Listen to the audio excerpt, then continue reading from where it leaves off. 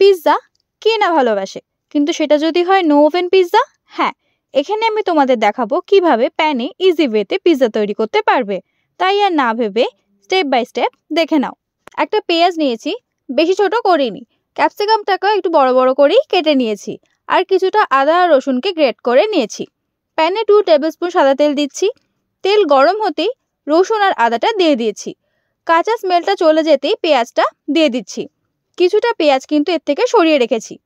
অল্প করে স্বাদ মতো নুন দিয়ে দিলাম।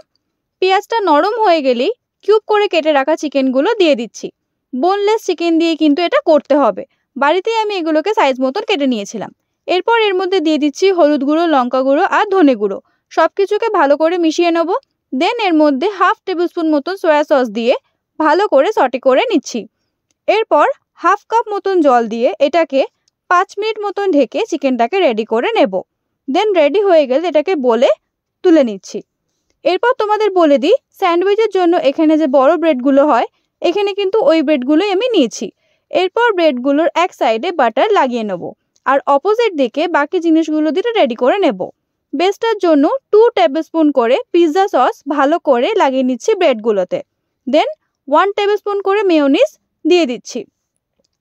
এরপর ওপর থেকে ওই চিকেনগুলোকে এভাবে দিয়ে দেবো।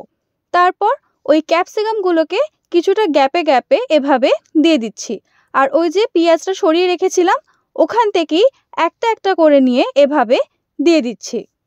সাজানো হয়ে গেলে লাস্টে চিজটা গ্রেট করে ওপর থেকে দিয়ে দেবো। অবশ্যই একটু বেশি করে দিতে হবে।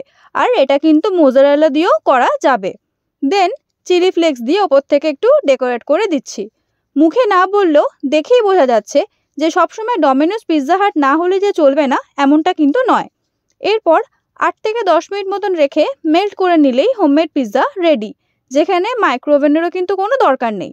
বেসটা কিন্তু বাটার দেওয়ার জন্য অনেকটাই ক্রাঞ্চি ছিল আর অল ওভার ছিল জাস্ট টু গুড। তাহলে আর অর্ডার আসার অপেক্ষায় না থেকে বাড়িতেই বানিয়ে এনজয় করো।